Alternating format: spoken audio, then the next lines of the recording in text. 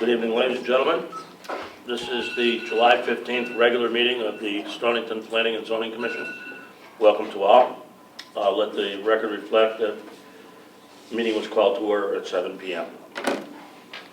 I believe we have all regular members present this evening, so there's no appointment of alternates.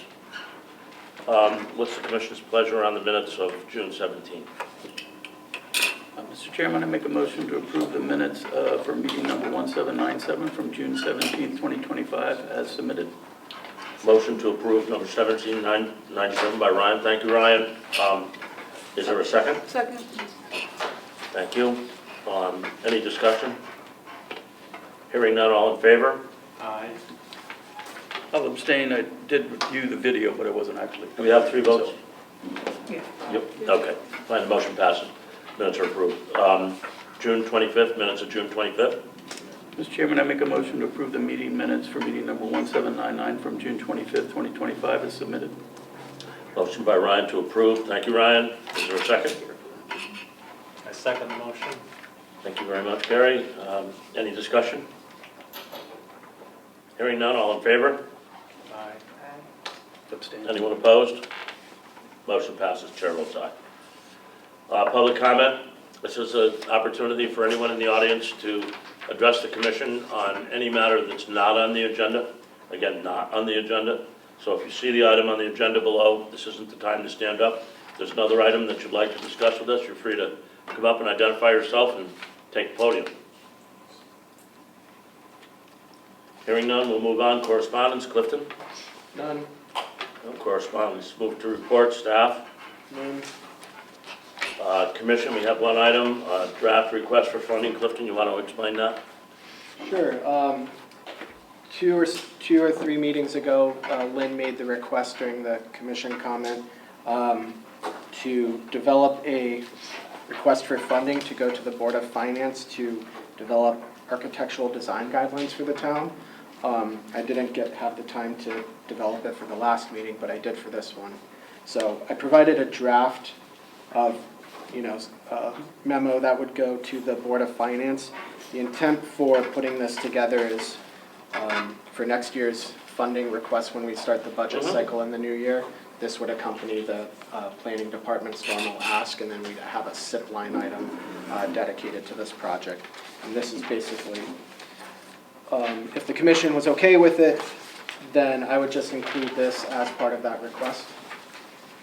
Thank you. Any comments on the draft? I did read the draft. I thought it was very thorough, and I think it's actually something that would be helpful to the town to have. Anyone else? Do we need to put anything in there about some of the discussions that came up during the zoning rewrite for duplexes, etc.? I did include that as part of paragraph 3, as well as the notes that the commission developed 2 amendments Okay. around design guidelines and infill development. But Any other questions? I can expand. Thank you. Is any action required on this at this time? If you You want to if let the commission look at it and maybe bring it up for action at the next meeting? Yeah, eventually I'd like a vote, so that way I could say the Oh, commission for sure. voted to advance this. But it can be at the next meeting. If there are no other items, moving on. What I would like to say is, during the zoning rewrite, there were particular pictures that were brought forward, and I think it would be important maybe somehow to make sure that they are passed along when this hopefully is done, this committee. So whether it has to be part of the request or whether that's just a note. I can include it like as an appendix. Yeah, something like that. Okay, great, thank you. Good suggestion. What do you think the chances are that this will get funded? Based on past performance? Yeah. I mean, like, I think what would be important I mean, is are you that gonna if push it's this to the meaningful- top, I guess, or? This will be one of the primary requests, And I think it's always beneficial when funding requests are supported by the commissions. Since this request would be actionable through the department, but it's directly coming from the commission. So you are all the ones that are requesting it, and basically the planning department would oversee any contract. So I think that carries a lot more weight than a general request. We'll see how the Board of Finance responds. We don't normally follow funding requests, and we should develop a strategy as this Yeah. thing moves through the process. And Check in on it. maybe several of us, want to make a presentation to the finance board. Or something when it gets to that. If there's nothing else, Under commission, I have something, under commission. yeah, go right ahead. Can you give us an update on the Velvet Lane thing? I know we emailed back and forth a little bit. You said that people were working with stakeholders, working with the DOT. We're not working with anybody Or yet. talking, or there, but- can you give us some updates? Because you said there is some action going on. I prefer to wait till the next meeting, when we have our first meeting, after we have our first meeting on this. But the idea is, I've been engaged with the first selectman, who have picked this up. And there are other stakeholders involved. I'm not even sure who else is gonna be at this meeting, to be honest with you. It's this Thursday, the first meeting. But my thought was, And the meetings with who? wait a minute, I'm not Sorry. done yet, okay, please, just let me finish. My thought was that this town doesn't pursue really anything under the tip at all. And I'm very familiar with that process. Virtually any municipality I ever worked in, either on the commission or on the staff, we always pursued DOT projects through the tip. And I think that we need to put together an aggressive plan for Route 27, not to widen it, not to really change the character of it, but to improve the performance of it, as I think you had suggested in the brief note that you had drafted to me. But that was the idea that I had like several weeks before I heard from you. And I started to talk to the leadership in town about engaging with DOT, because this is the only place there's a problem on Route 27. It needs a comprehensive solution. I don't know whether it's linking the signals. It's not a traditional project. It's far from a traditional project, and DOT is going to have to think outside the box. You can't take the transportation blue book and apply it to this solution. It's a unique solution, and it has to look at queuing, it has to look at synchronization, it has to look at lane arrangement, and it has to look at the areas like Velvet Lane that are identified problems. So I think our state legislative delegation has to be engaged to press this, to move it forward. And that's the overarching premise of this first meeting, to see how much traction we can get for getting DOT involved in a comprehensive solution to all the issues on Route 27. And who's going to be at this meeting? Do you know? No, I don't. I don't honestly. I know I have an invite. Who called the first selectman? First selectman, yeah. So it's not a planning and zoning project per se yet. No, it's just But curious. because there is an interest, I know Lynn had an interest in it, I know you have an interest in it, all the commissioners do. I'm happy to report back, and I think there may be something we have to do, I don't know. But I'm happy to report back after the first meeting, and I think we're on the right track. Chuck, I think it's a great plan. However, I think we have a very specific need with Velvet Lane, and I think that shouldn't be just a side topic. That needs to be addressed up front. It might not be, it'll be part of the overall plan, but it shouldn't wait for a overall comprehensive plan on Route 27. I'm not suggesting it has to, but what has to happen is we have to engage DOT. I totally understand. Because there's a state traffic commission, OSTA decision on this. And DOT has to be part of that solution. So there can be carve-outs in this so that we can address items like that. But until we really get a strategy put together on how we're gonna fund all the problems on this, hopefully push it right at the state. Get our legislative delegation involved. We have some very effective state legislators down here that I've worked with on past problems. When we needed to get Department of Health involved in a fire suppression water pressure issue, I had some excellent support from some of our elected representatives down here in getting the state health department's attention. Okay, great. And so I think with the strategy we put together, there can be carve-outs, a good point, I'm glad you raised it, and you know, perhaps mini projects within the overall project that can be executed so that we can offer some early relief to the people on Velvet Lane. I Exactly. do agree that is something they should not have to live with. Right. And I just have one more comment, and that is that I'd like the commission to think about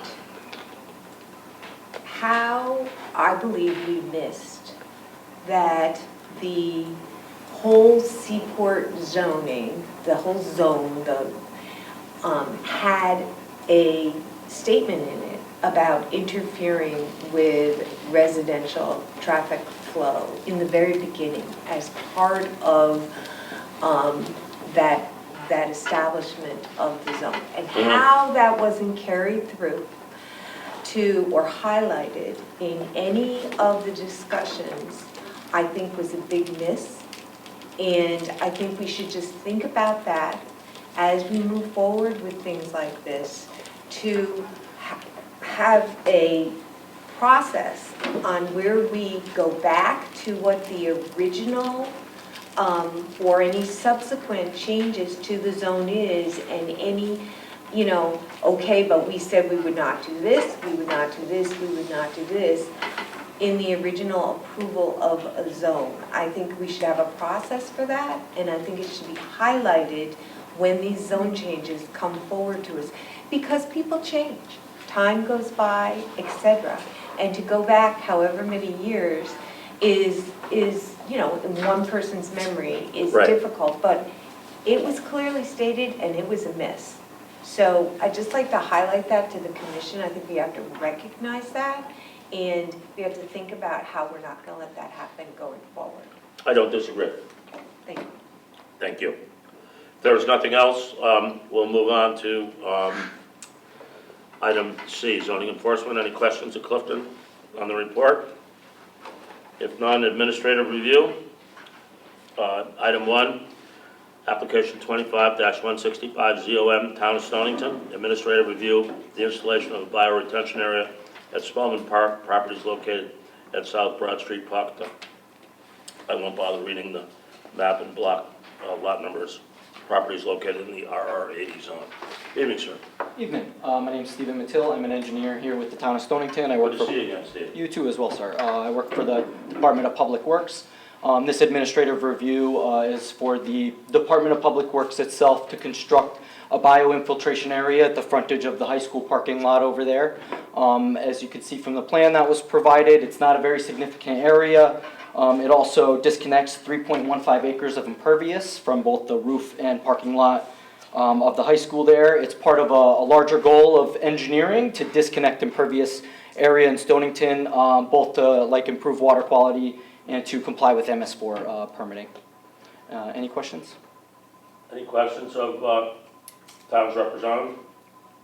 Yeah, so, just a couple. Yes, So please. the high school property is Spellman Park?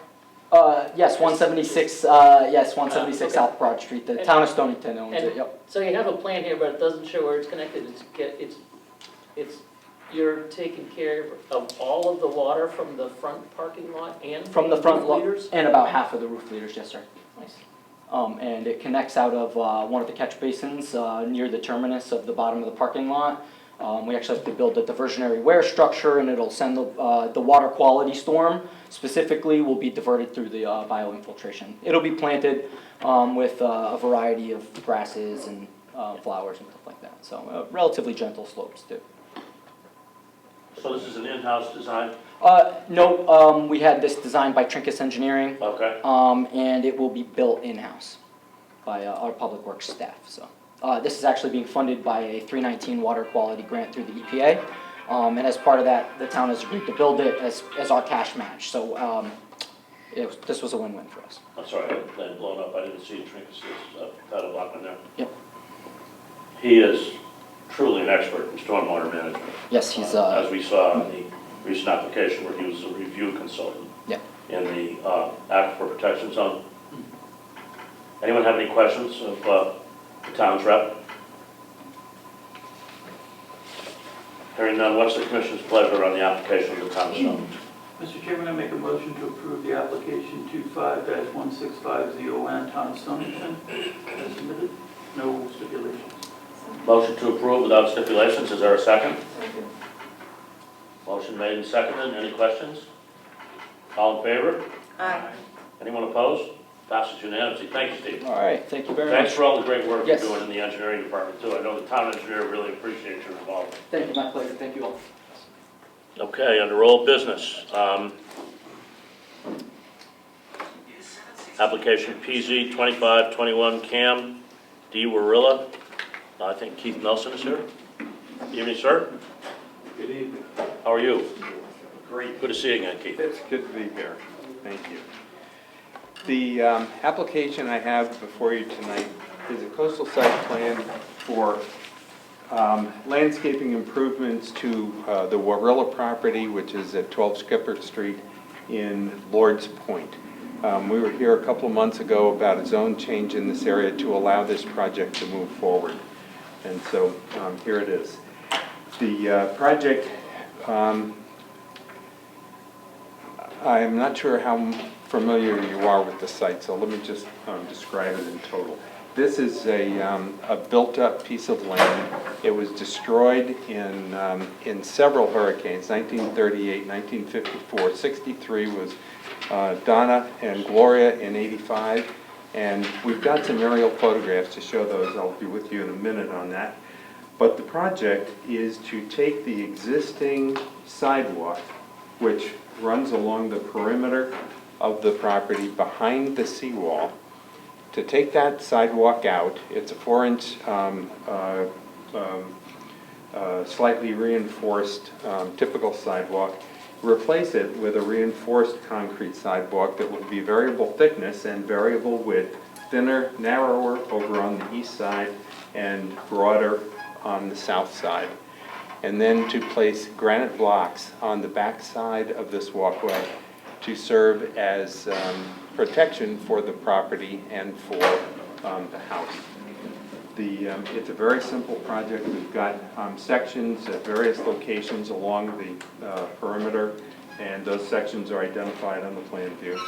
When you get over to the far west end of the walkway, we've put an angled wall that goes directly to the seawall. That concrete wall is really a means by which we will prevent reflective wave energy from getting onto the neighbor's property or anywhere else on the property. It will deflect wave energy either straight up or right back into the water, depending on the angle of approach. If I can just go back for a second to some of the aerial photographs. These are really interesting, and it's not often that we have such vivid depiction of conditions. This is the site after Hurricane Gloria. The house has been modified somewhat since that time.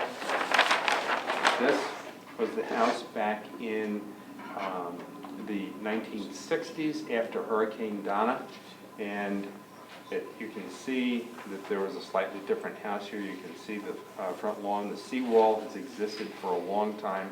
Landscaping, which has been attempted at the corners, has not survived, and very likely will not survive in the future. The lawn is something that is fairly easily replaceable. This is the site before before a house was restored on the site in 1960. That would have been after Hurricane of 54. And then Is that Carol? Carol. Carol. And this is photograph 1953. So it shows the site with, you know, a fair amount of shorefront damage. Again, no house. And I don't know what the history of this house on the site was at that time. But this is a pretty revealing photograph. And this is after the hurricane of '38, almost 10 years after the hurricane of '38. A wall has been built, but you can see how devastated this site is. There's no vegetation that really can survive here. And so what we're trying to do is put up enough of a physical barrier so that we can stop the majority of the wave water that hits the site and therefore protect whatever vegetation is on there. The Warillas have maintained meticulous condition of their property, but they can't help what happens in the winter storms. The coastal site plan application that we prepared addresses each one of these issues, and the points that I have made both in the coastal resource policies and standards, the potential adverse impacts, and the conclusion remarks are all addressed the same way. The Warillas are trying to do something that will help them to protect their property and make it more maintainable. They spend thousands of dollars a year just replacing the grass on the backside of the sidewalk. And the DEP wrote a letter, which I was disappointed to receive, because it addresses bureaucratic policies that have been associated with the Coastal Management Act for years, but clearly have not demonstrated that they really preserve any coastal resources. This project that we're proposing does not damage any coastal resources. It protects enough, it dissipates enough of the wave energy so that the lawn can stay in place, and any landscaping behind the blocks will stay in place as well. The aerial photographs show pretty clearly what the site has been subject to in the past. It's a flat site. The DEP has raised an issue about loss of storage capacity in the floodplain and so on. The amount of storage capacity occupied by the volume of these blocks is infinitesimal compared to what occurs during a coastal storm. It's a flat site. Any waves that come onto the site go right over the site onto Skipper Street and out through the boat launch ramp. But the other thing that goes along with this is that the site is covered with eelgrass after these storms. And so the eelgrass ripped out of the bay and the Fisher's Island Sound that ends up on their property. If we were to try and put in massive landscaping along the wall, that would all be shredded and entangled with masses of eelgrass after every storm. There's no way that any landscaping like that is going to survive here. So what we're proposing to do is make the best use of the property that we can. It protects and makes a maintainable situation. If the storm is so severe that the blocks get moved, they can be moved back into place easily. And the eelgrass can be washed off the site with hoses and rakes and so on, and the site can be restored fairly quickly. And if a storm that gets that is larger than historical coastal winter storms and such do find their way to the property, the Warillas will have to repair the property as they have in the past. This is a non-impact project. The blocks are low. They won't present any kind of visual barrier. There is no loss of habitat or threat against any kind of existing coastal resources, and that's the basis of our request for approval. Any questions of Mr. Nelson? I have a few questions, if I may. Sure. I'm reading through the town engineer's report dated June 9, 2025. He raises some interesting questions, such as why the concrete blocks aren't going to be anchored. They'd just be set on top flat so waves could move them. Is that correct? They could be moved. Why wouldn't you want to have them more, anchored or something there to? Well, it will take a fairly good sized wave to move those blocks. Like a hurricane wave? Yeah, a 4-foot wave could have a chance at moving the blocks. A 5-foot wave would move some of them. And they will move as they need to relieve some of the energy. This is not a perfect design that will stop everything. It will stop most of the storms. And if we anchor them and we get hit by large enough waves and the anchors get ripped out, then we've got a concrete repair problem as well. We'd rather not Right, but if risk. they were to be moved by a big wave and they're not anchored, then you have a giant block moving around, Right, possibly further We- inland, right, where structures might be damaged. could be, but we feel that it's better to leave a safety valve and not try to prevent everything. We will prevent most of the damage. I noticed when you were describing it, you're going to change the width of the concrete walkway? Like, Yeah. in a number of different areas, is there a reason for that? We want to maintain an active walkway, the width of what has been there in the past, but in order to provide a foundation for the concrete blocks, we need to make the walkway a little bit wider and then we put the blocks on the concrete. The concrete is going to serve as the walkway and the foundation for the blocks. So it's not going to be a standard walkway all over, it's going to kind of slim down? It will narrow down on the east side where we don't need as much protection and where the attractive use of the property is not quite as big as the south side. Any other questions for Mr. Nelson? But the walkway will be expanded from what it is now along the entire, No, the east side will not be expanded. The east Okay. side will be about the same size as this. okay, so, bless you, either expanded or maintained, not diminished. That's right. Thank you. You showed on the one side with the walls curved because of the neighbor. Yes, this point right here. How about the side where the boat launches in? Is there anything? Now, over on this side, the waves that get past the house, or I should say past the property, are coming this way. And there's not much that this wall is going to do as far as reflective characteristics on the waves. The waves are already coming this way. And I know it's not this, but last time you had mentioned the neighbor on the other side of the boat launch. Crack seal? Yeah, you had said there's a number of issues there. Will that affect them, this cement? No, it won't change any of the wave characteristics in this little cove affecting Crecchio's house, and his house is right there. And that area, the street in front of that house, I noticed there's always a bunch of puddles there after a storm. Will this help that anyway, or? The puddles on Skipper Street, Yeah. it won't affect them. It won't change any of that.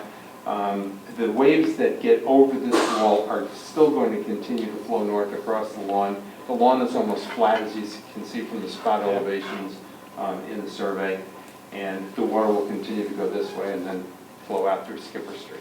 You know, how the neighbors feel about this? Are they aware of it? As a matter of fact, the neighbors, do you remember when we were in for the zone change Yeah, a couple yeah. of months ago? The neighbors were all lined up to participate in that process. And we wanted to try it on Dan Larola's property first. And the neighbors wanted some kind of indication of how this might be viewed and accepted by the town. How about They're Lord's all- Point Association also, or no? Just Lord's Point Association is in agreement with Is it it? also, yes. Okay. Yeah, by the way, this is the Crecchio house. This is the same plan I used for the zoning presentation a couple of months ago. And so you can see where this wall does not affect anything, any of the waves that are coming to Crecchio. Okay, thank you. Sure. Any other questions of Keith? Keith, does buoyancy have any effect on the blocks at all as the water level rises, making it easier for the waves to shove them around? It does, but by the time the higher water levels get to the point that they would be making the stone 60% less weight, the breaking energy is also over the rocks. Okay. So we do expect that the rocks, the granite blocks will have to be reset on occasion. But like I said, we felt that it's better to have an energy release point in the design, we can always maintain it. But this will solve 99% of the Borolla's problems. Have you modeled this hydraulically at all? I have not. Okay. But I have looked at the size of the rocks that the water has moved out in front of the house. Okay, And so I have a pretty good idea of what will move and what won't. thank you. Sure. Any other questions, Keith? Keith, any comments? Or, I'm sorry, Clifton? No comments.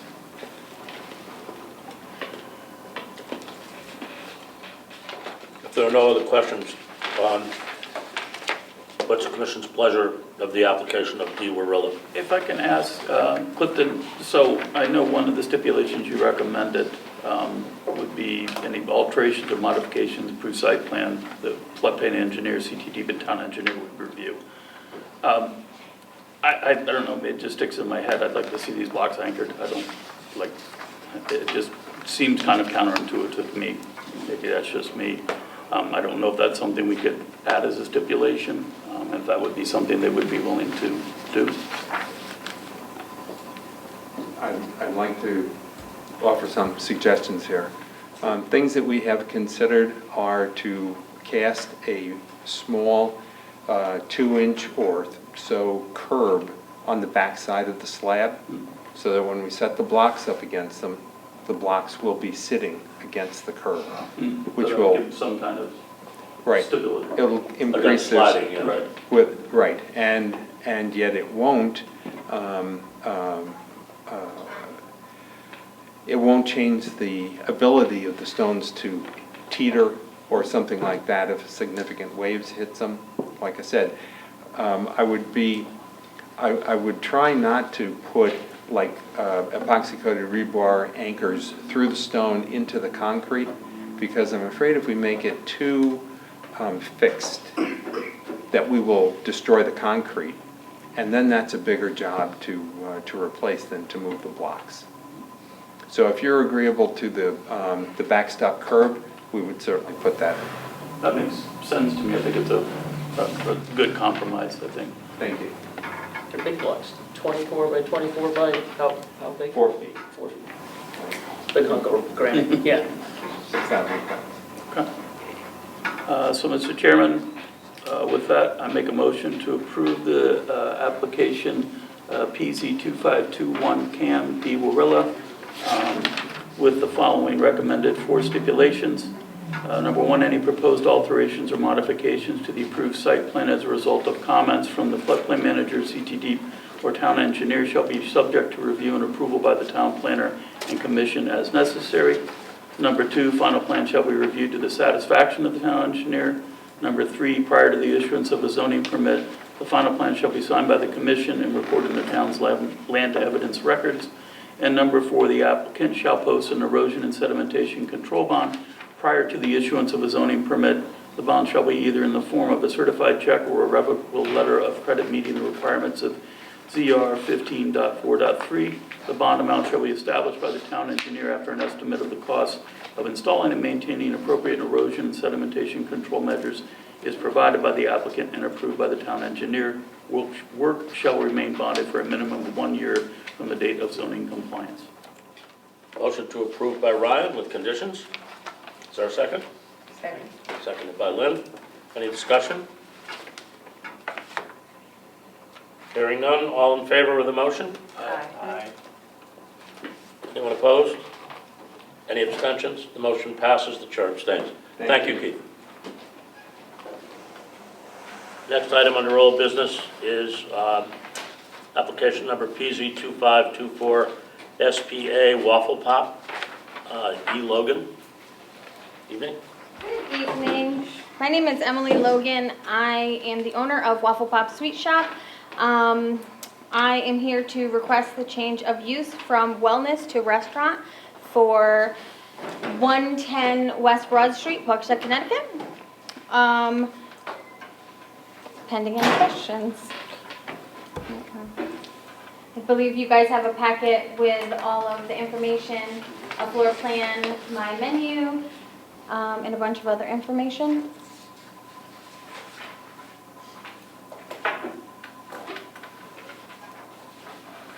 Anything else you'd like to present? Not sure what else you guys want to know. Okay. Questions from the commission? Just out of curiosity, I know the fire marshal made a couple comments. Have you read those? Just for some changes from smoke alarms to heat detectors. I don't know where that, I didn't receive those. Oh, okay. Where would I get that information? They would have been forwarded to you. Adriana would have sent it to you. Okay. We can follow up with that. Okie doke. That's all I was curious. Okay, so just change. And then, yeah, we Okay. can address that. Have you seen the comments of the WPCA, Water Pollution Control Authority, that you're going to have to install a grease trap? I have not. I was open in the Velvet Mill and the, based off of the menu, I didn't have, and it was the same menu, I didn't need a grease Yeah, trap. the comment is that you'll be required to install a grease trap, which is not uncommon, for restaurants that are tied into, or food establishments that are tied into the sanitary sewer system. Trying to control fats, oil, and greases in the wastewater discharge. We have an expert on that with us right here. But that's another requirement. Let's see if there's any other comments here. Those would come through the building permit stage when you go get your building permit. So you'd provide your materials to the fire marshal as well as the WPC as part of getting that building permit. So that'd be like kind of your next steps. Correct. And I think there was one item here too about the sign being illuminated, and it's not allowed, it doesn't meet that. I don't know if you were able to read that. She was. I had a question about this sign. Like, where's this gonna be? The frame sign, like on the sidewalk? I don't, I'm worried about signs like taking up sidewalk space. Do you know where they're putting the sign? On the sidewalk? So, yeah, I was just basing off of the guidelines that I was able to have one A-frame sign and one sign, and then also based off of what the other establishments downtown with their signage and stuff like that. She is permitted for one sign. And we say where they can go? They're allowed on the sign. On the sidewalk. Mhm. They'll also be located on any portion of that parcel. Yeah, So it's I know sometimes they're like in landscape or whatever, but. So what do you make it? We don't have a menu. Is it, do you just have We don't have ovens a or do you menu? have fry lighters? or- Well, I don't have fry lighters. I'll be making gourmet waffles, so waffles topped with everything you can think of just about.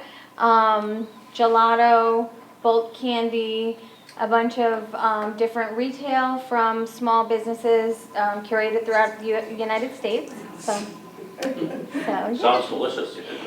It is. It's very difficult for me to lose any kind of weight. So have to taste test everything. So yes, we do a lot of taste testing. So if you come in, you might be a guinea pig. So.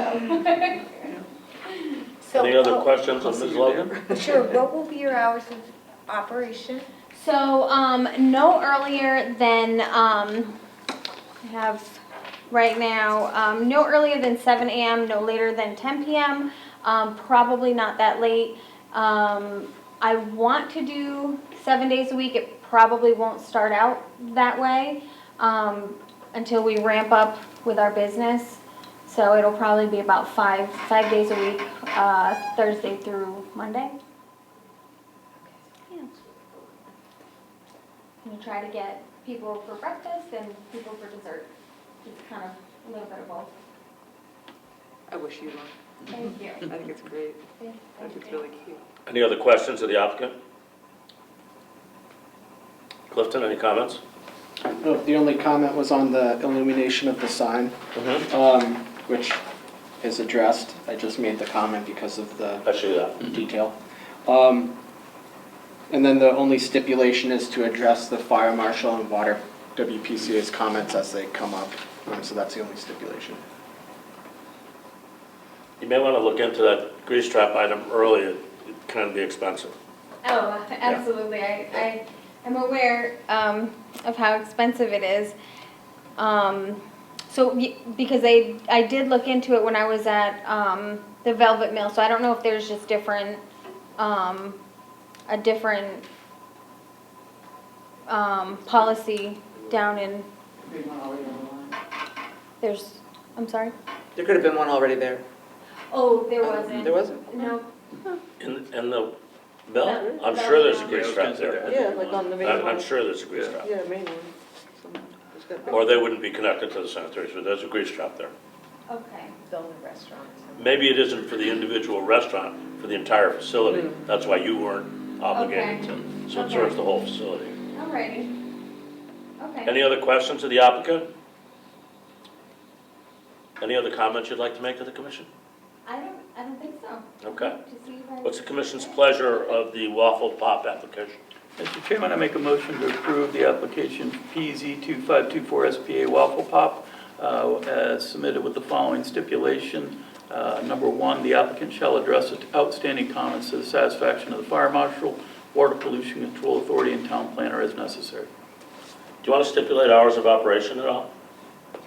They're pretty comprehensive, 7 a.m. to 10. Okay, so it's in the application. I'm sorry. Approval, motion by Ryan, thank you, Ryan, with several conditions. Is there a second? Just the one, just one.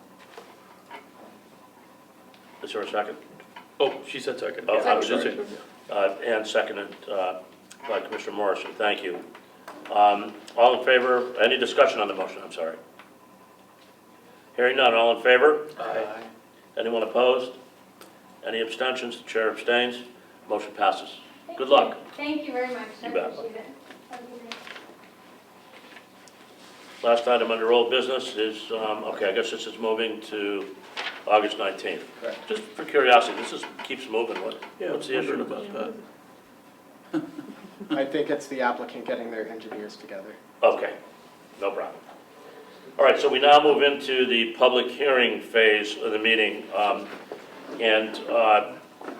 All regular commissioners will be seated for this. The way this works is we have sign-up sheets in the back. If there are any residents that wish to express a concern, either in favor, against, or just make a general comment on any of these applications, we have several public hearings tonight. They all have a sheet. Just sign up if you wish to speak.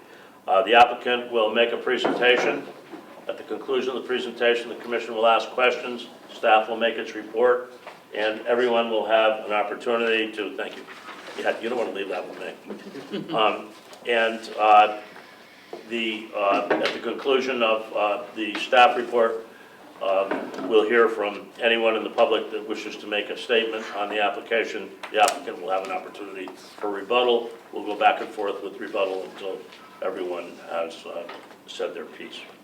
So Lynn, would you read the advertisement for the first public hearing, please? You just need a motion to reopen both of them. Mr. Chairman, I make a motion to reopen the public hearing for both PZ 2518ZC NVM Property Group and PZ 2519 SBA and Camp and WM Property Group. Perfect. We can waive the reading? That's already been opened. Okay, Close fine. it again. Fine. Good evening, Commissioner. Evening, Seamus. How are you guys? Thank you for having me tonight. Fine, thank you. Vote on the motion. I think we should second. Motion to open? Yeah, I make the motion open. Second? Second. I'm sorry, seconded by Lynn. All in favor? Aye. The hearing is open, I apologize.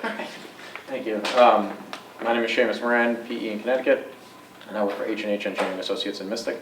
We were here before you last month for these two applications. One is the master plan for the NDD overlay on 7 and 22 River Road.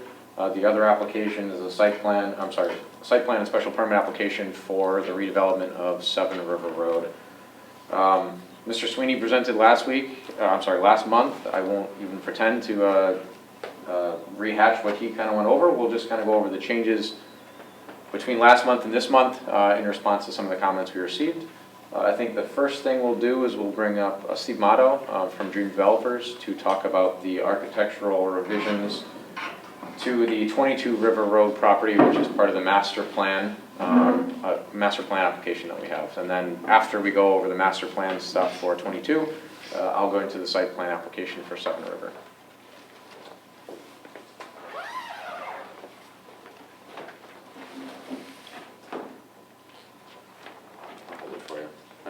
I forgot my easel after Steve asked me to bring it, so. Bring it, forgot it. Steve Motto with an office in East Hampton, Connecticut, at 10 Edgewater Circle.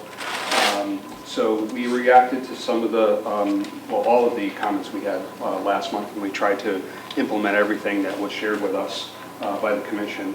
So starting off with, let's start with the marina. I think the marina was fine. We really didn't get any comments back on the marina, and this is what's under site plan review tonight. I think it serves the community well. It's got a good look to it from the river. We are going with an aluminum fence out front. I think that was one of the comments I heard from the last meeting we had. So it's in the site plan. There is a detail of the fence that we're going to be putting along the walkway. It's a nice, it's a nice aluminum black fence. It's not the chain link fence that we talked about the last time we were here, where the Architectural Design Review Board wanted a black chain link fence. We actually stepped it up a little bit. So it's a wrought iron fence? It's aluminum, but it represents a wrought iron fence. Okay. Yeah. So that's pretty much the marina. I think we covered everything on that. The other comment we heard was about policies of the marina, what you can do in the marina parking lot. And I do have the policy of the marina of good stewardship of certain areas where they have to do the maintenance, and public, people that just own boats can't go there and do oil changes out in the middle of the parking lot. They're going to have to use the marina staff and get special permission, and there'll be a policy and a procedure that takes place if they want to do their own maintenance. It has to be brought over to the maintenance area of the garage. So those were the two comments, I believe, that we were talking about last month for the marina. Did you make any changes to the landscaping, or are you going to? Yeah, so we'll get to that. Okay. Not only did we bring a landscape plan, but we brought the landscape architect. Okay, great. So we'll make sure we covered that too. That's as well. very good news. Yeah. So again, this is a master plan, so we're not getting approval for this tonight. We're just getting the master plan approved for across the street, which is 22 River Road. This will go through another round of approvals when we come in front of you with the site plan approval. So what we did with some of the comments was we created some more green area in the front of the building, and we stepped up the moldings, and we did some recessed doors, and we gave it a little bit more curb appeal. I think it looks a lot more, it's a lot more sexier than our original. Big improvement. Yeah, so Lisa, my wife, worked with the architect hand in hand, and we looked around in Stonington, and we looked in different boroughs, and we found some good architecture, so we applied it to this project. So I think we compromised on that, and then as you can see, the stairway got more significant. It's not just a concrete stoop, it's got some brick, and it's got some width on the railing system. And again, that would be an aluminum railing system going up. So I think the architect, stepped up and came through for us on this, and I hope you guys feel the same way. If there's anything that you see that, a lot more brick, a lot more to match the mill in the back, kind of blend it in. So with that being said, and then we have a material legend here on the side. So. How much grass is it in the front? What is that green space? It's probably 10 foot wide by about 12 feet deep. Oh, okay, great. That's approximate. Yeah. That's a big improvement over what you had presented previously. Yeah. Much softer look. Yeah. And I think when you're driving down River Road, I was there today, just looking from my back to the marina building, looking at that old mill building and picturing this in that space. I think it's going to be pretty magnificent. Do you have any other questions, Lynn? No, other than, and I don't know if you're going to get this, are you going to do any landscaping in that? Yeah, in that oh grass? yeah, Okay, absolutely. we'll get there. Yeah, Okay. on the next go around we'll have some. Perfect, thank you. Not today, though. That's for the site plan. Yeah, okay, understood. Thank you. Awesome. So now I'll just go into the changes at 7 River Road, which is the one across the street. And then I'll bring up Tom Graceffa, who's our landscape architect, who put together our landscaping plan. The changes are based on some of the feedback we received last month. For starters, what we did have our traffic report, and we had said there's sightline problems, but we didn't have anything on the plan. So what we did was we hatched where the sight lines are. So you can see where we can't put landscaping, and that was a little prohibitive of any landscaping, so we pulled the parking area back away from the street, another 7 feet. And that gives us our 7 feet of landscaping, which we'll get into in a minute, so that we're gonna dress it up. We have the aluminum wrought iron looking fence that we'll have on our parking lot side, and then between the parking lot and the street, we're gonna have, Tom will get into this, but a U hedge, it's similar to what's out there now. But I think the concern that we heard last month was that we didn't want drivers to be able to drive by here and just look over an expansive parking lot. We kind of wanted to hide the parking area and the expansive asphalt. So there's both the hedge and also some taller vegetation, some trees that we've added in some of the landscape areas that Tom will get into. So by pulling this back 7 feet, we've also reduced the impervious coverage. It went down.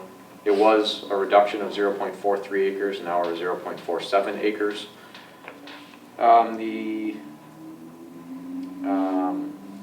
One other thing is a photometric plan. We added a note to it. I did speak to the photo company. The spec sheets do call out that this fixture at 30K is a dark sky compliant fixture. I circled everything on there on the photometric plan that shows that it's 30K. I'm sorry, that it's dark sky compliant. The only other item that we did was Mr. Eiler forwarded us the draft regulations, and 27K is what is in the draft regulations. They have a 27K color option, so rather than the 30K, we just went with the 27K. It's the lightest color that they offer. So the photometric plan has been updated accordingly. All of the items that were selected for the fixture that show that it's dark sky compliant around here, they are motion sensors, and I think the draft regulations say it can be one of 3 items, and I think the one that we are selecting is that it's motion operated, that after 15 minutes it goes off altogether, I believe it is. So that's the fixture. It says it right on the specification sheet that it's dark sky compliant under 30K, and we're at the 27K color.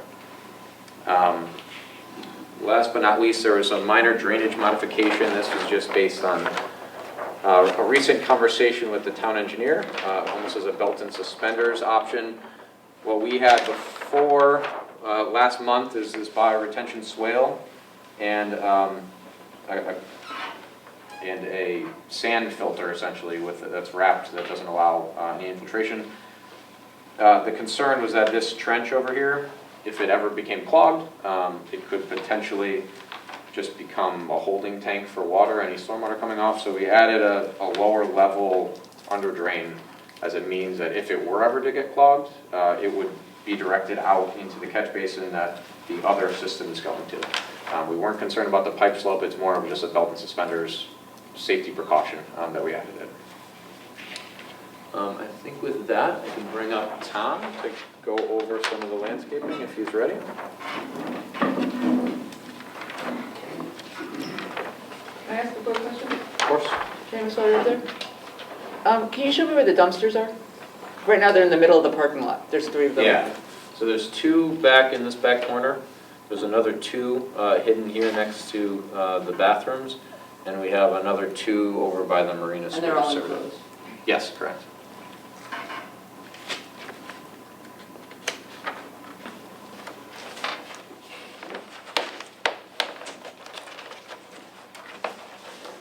Oh, I'm sorry, one last item. When we shifted the pavement area, it reduced the parking spaces from 162 to 156. We didn't want to get rid of too many spaces, but we did hear the concern that there was too much parking, so we reduced that by 6 spaces. So good evening. My name is Tom Graceffa. I have a license in Connecticut and have been a landscape architect for a long time. I dye my hair, but it's, you gotta do that. So this is 20 scale. Everything else is 40 scale. That's why this looks like it does. And this is the south half, and this is the northern half of the property. You'll see the hedge here amongst a large parking area and a couple of trees. And then that edge right there continues to the driveway in this location with the sign location, the new building, and this little rainbow here is each of the plant varieties. Is easy to spot with this, is the only reason I did it, because we got distance here, but there are only 2 trees over here, and the 2 trees back in this location under the observation that they don't want to block out any view to the building. And most of what's happening here, this is a Hicks yew, in case anybody knows about what that is. It's a narrow, naturally narrow, tall, but not fast-growing, so you put the stuff pretty close together. 5 feet apart is usually acceptable, and start at maybe at 3 feet. The fence, the iron fence, so to speak, is 6? 6 feet. So you're going to see that for quite a while, and then this could be trimmed off at any level, but it's going to block the cars once it's matured. This is another small hedge. I should stop. This is the same Hicks yew over here to block this parking lot. So what's the planting height of that again? It's purchased at 3 feet, and you could get it to grow 8 feet if you want, but it stays narrow, so it's not becoming a balloon someplace. And that's kind of it's a maintenance issue. If you want to keep it at 6 feet where the fence is at, or 5 feet, it's easy to do. And I think... And it doesn't get any bigger in diameter as No. it grows taller? No, it's, if you look at it, it's 3 feet, 3.5 feet. So you put them 5 feet apart and they'll intermesh. And if you see yews being planted to block something, it's usually this Hicks variety. It's not rounded. And it's a conifer? It's green Oh, all year? it's evergreen, yeah, absolutely, yes. Okay. Taxus is the botanic name, the first one. This little sign here has a carpet basically 6 or 8 inches tall. That's not really a big issue, but it is an occupier, so that's going to be an important sign, I would guess, for what happens. These, a little tricky to see with this is sidewalk here, the dark stuff. These are boxwoods. Probably everybody's familiar with those, and those also have other verticals as opposed to big spreading guys. And just 2 bands of those. And then behind them, I sort of kept this equally balanced on both sides, and this sort of takes off the same situation. But these are, I have to look them back up because I change the words all the time. Sea oats. So, anybody familiar with that? Yeah. It's a grass, has a fluttering sort of leaf to it, and it takes care of itself in the wintertime. And these are hydrangea. It's knockout roses. So this whole thing is a balance between both sides,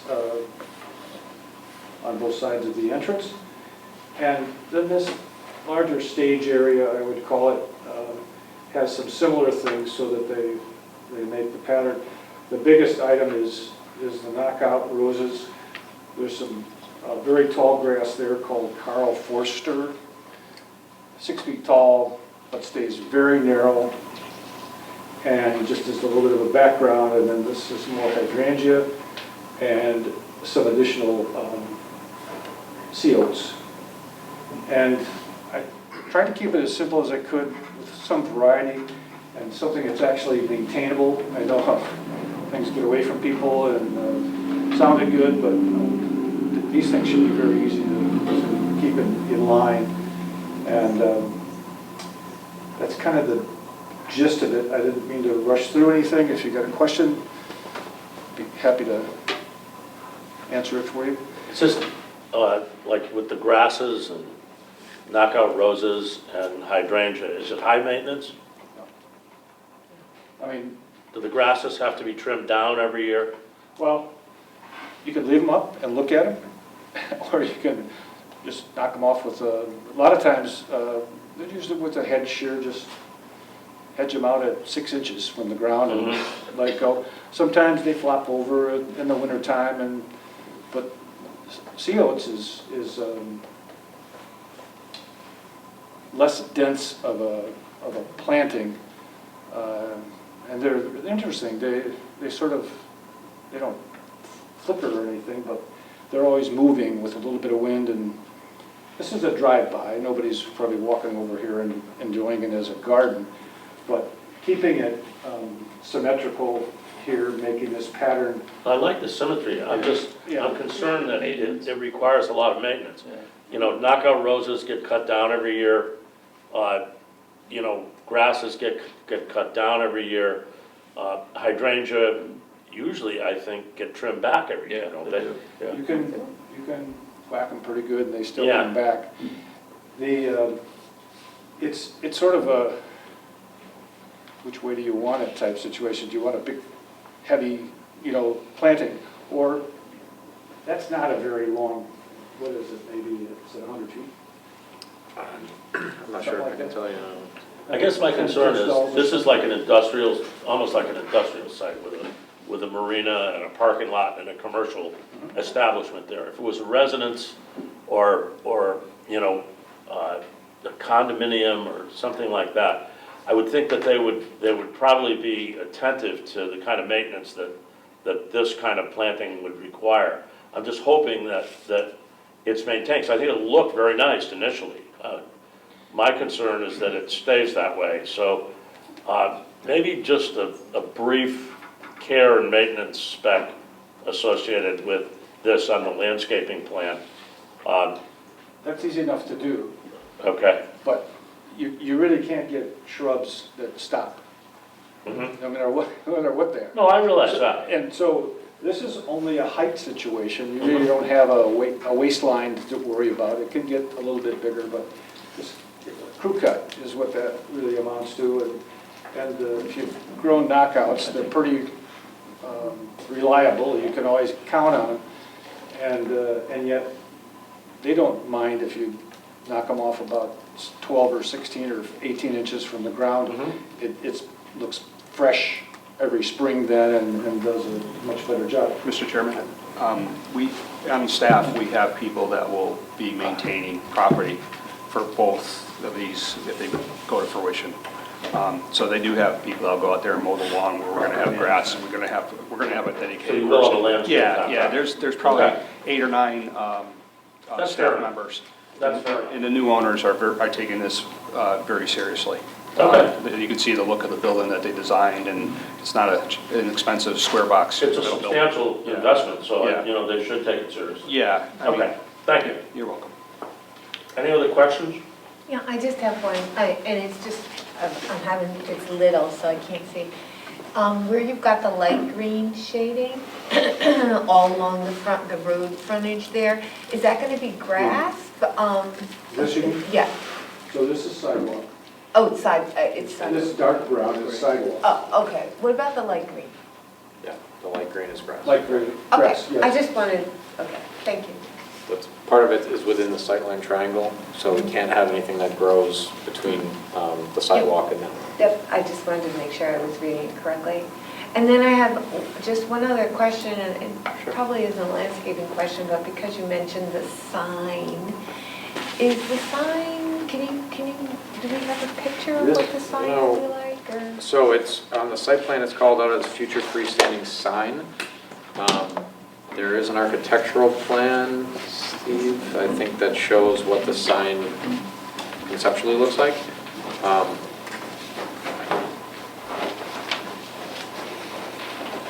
It was in the original architectural set, so it's the revised stuff. Because your packet only includes what was revised, it was in the original architectural set. All right.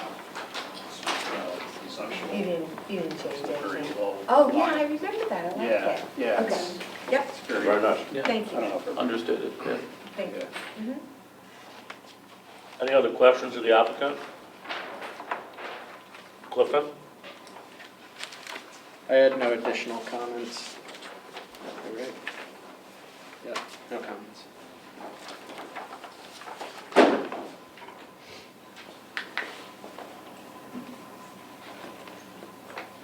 if I may say, just from my own perspective and having watched the prior hearing with this, I want to thank you guys, the whole group, for coming back with very responsive plans. You heard every one of our comments and addressed every one that I saw, and even some that we probably didn't bring up. So I want to commend you for that and say thank you. Yeah, ditto, very good job, comprehensive approach, and I think it's a much better project as a result. Thank you for the attention to the detail. The details were important, and the night sky compliance was excellent. Thanks, Tom. Yeah.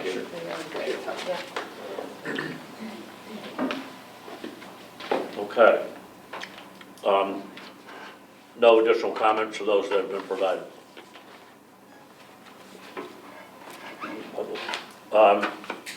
Okay, ladies and gentlemen, if you're concluded, Seamus? Yes. Clifton, you have no further comments? No further questions from the commission? We'll open it up to a public comment. There was no one signed up, but we'll ask if anyone wishes to speak on this application, either for or against, or make a statement. Hearing none, do you wish any rebuttal time to that extensive commentary? I think if no one has any other questions or comments, the matter of closing the public hearing is in order. Mr. Chairman, I make a motion to close this public hearing. Motion to close the public hearing, is there a second? Second. Any discussion? Hearing none, all in favor? Aye. Aye. Anyone opposed? Public hearing is closed. What's the commission's pleasure on both of these applications? Clifton, if I may ask, so can we make a motion to pass both together? I noticed one didn't have I'd do them stipulations. separately. Separately? Okay, that's what I thought, okay. So I know, apologies, here will I get this? There were, I think procedurally, you have to. Public hearing is actually closed, I'm not sure. yeah, Speak for Bill. you have to, so, The master plan. Ryan, so Yep. there's no, there are no stipulations on the zone change. Okay, that's what I And thought. then there are only stipulations on the site plan, so you'd have to go in the order of the zone change. Okay. All right, so for, first, for the zone change, Mr. Chairman, I make a motion to approve the application of PZ 518ZC NVM Property Group for the zoning map amendment with no stipulations. Motion to approve application PZ2518CC of NMW Property Group. Is there a second? Second motion. Seconded by Gary. Thank you both. Any discussion on the motion? I just have a question on the motion. So this is the proposal now, but it is a zoning change. Is there anything that we need to think about as far as the percentage of the property, of the zone in the future to be marina-based versus residential-based versus, I don't know, different kind of business? And should that be part of this site plan? I mean, that's not what they're planning to do today, but as things change, do we need to make sure? Could you provide an example of the concern? Just So somebody, hypothetical. yeah, let's just pretend, 50 years from now, we don't want it to be a marina, we want it to be a restaurant and marina. And we, so we're gonna add a restaurant in there, takeout food, yeah, maybe a grocery store.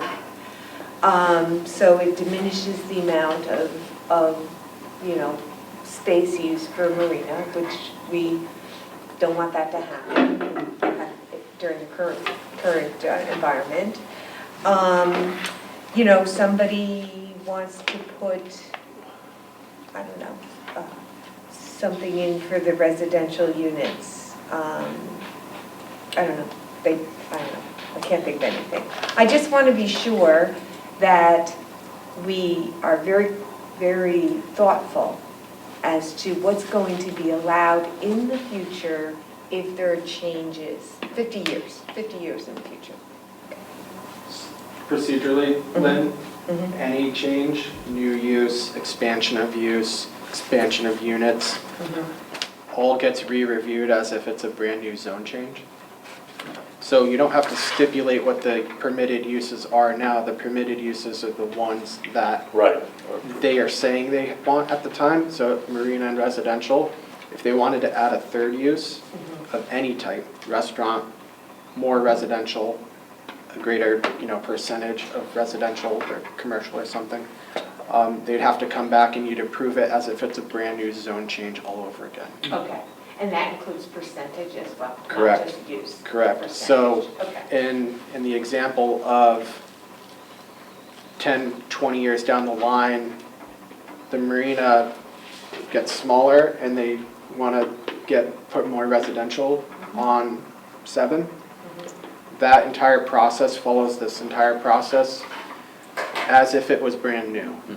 And so if the commission were to deny that in the future, or you'd have to judge based off whether or not it's consistent with, what you see for the site. But you could deny it and they would just have to stay with the status quo. Same with every other zone change. So there's not an implicit allowance for expansion every single time they come back for any zone change. Not just this applicant, for all floating zones. You review it as if it's brand new from the first go around. And so you can deny it based on any justification that you have, the same that you would be able to, approve or deny this one. Thanks for that explanation. Any other comments or discussion? I have a comment. Go ahead. Question, I don't know, maybe I need some clarification. So when we're changing the zone, this happened with the agricultural zone as well. It's 2 lots that are split by a road and the regulations say a parcel of land. I need something on that. I mean, to me, this is 2 parcels of land, 2 totally separate parcels of land with a road in the middle. You can't combine them into one parcel. It's not one parcel, they're still. Right, so the regulations say a parcel of land. It doesn't say combined a bunch of parcels of land to make an NDD. It can be parcels, It doesn't say that, that says a parcel. it can be multiple It parcels. doesn't say that, it says a parcel. The other zones are multiple parcels. I know, but this one says a parcel. I mean, I'm just saying, like, in my head, to me, that I think this is a great project, and I'm not saying anything against that, but I'm saying, like, our regulations say on a parcel of land, 150,000 square feet or more. And it's just what I'm reading it word for word. It doesn't say several parcels combined, it doesn't say a road, 2 parcels with a road in between, Well, the definition of contiguous, they are contiguous parcels. but it still says a parcel. I mean, I'm just saying, this is just my head, it says a parcel, not several parcels. All the other floating zones are. I'm not talking about the other floating zones, I wasn't here for those, I'm talking about this one. I don't Right, so- understand the concern. Well, I think it's against our regulations. Well, you've got the block numbers, the map numbers, I know, but yes.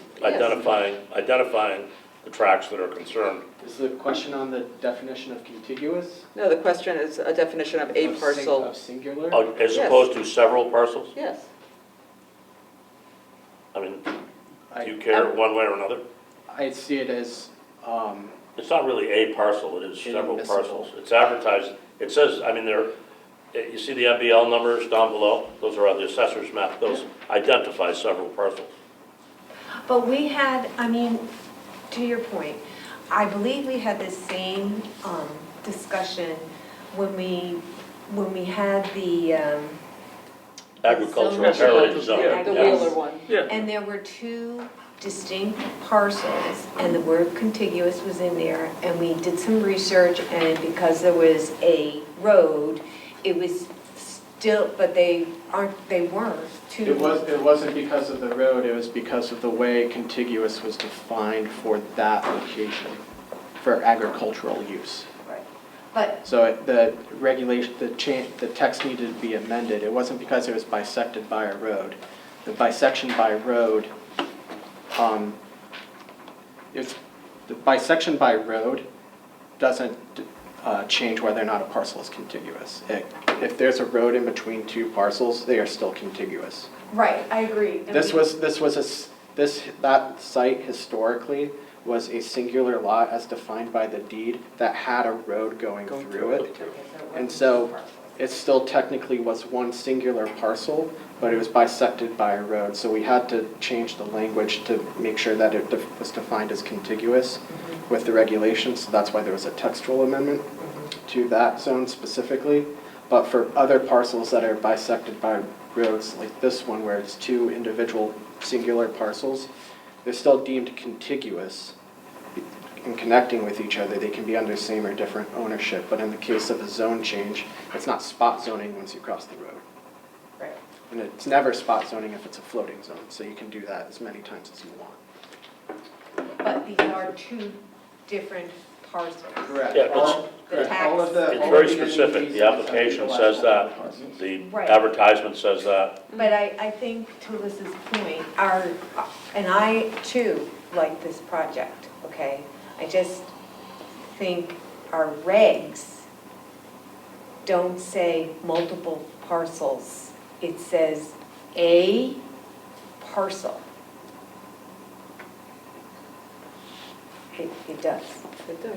It would not hold up in court.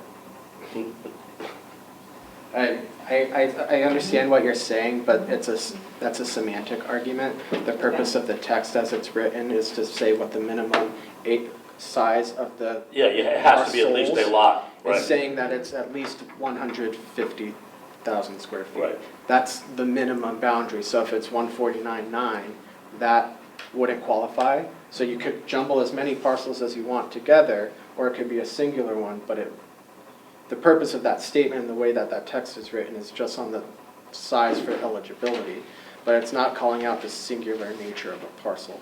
Okay, well, there you go. To me, it does. but Any other questions? I understand. Okay, if there's no other discussion on the motion, there's a motion on the table to approve. Has it been seconded? Yes. Yeah, it was seconded. Okay, sorry. Then, All in favor? aye. Anyone opposed? I'm opposed. Chair votes aye. The motion passes. Mr. Chairman, I would now like to make a motion to approve PZ 2519 SPA and CAM for NWM Property Group with the following four stipulations, pardon me. Number one, the applicant shall address any outstanding comments to the satisfaction of the town engineer and town planner. Number two, final plan shall be reviewed to the satisfaction of town engineer and town planner. Number three, final plan shall be signed by the commission and recorded in the town's lands evidence records. Number four, the applicant shall post an erosion and sedimentation control bond prior to the issuance of a zoning permit. The bond shall be either in the form of a certified check or a revocable letter of credit meeting the requirements CR 15.4.3. The bond amount shall be established by the town engineer after an estimate of the cost of installing and maintaining appropriate erosion and sedimentation control measures is provided by the applicant and approved by the town engineer. Work shall remain bonded for a minimum of 1 year from the date of zoning compliance. Motion made by Ryan to approve with stipulations. Is there a second? Second the motion. Seconded by Gary. Thank you both. Any discussion on the motion?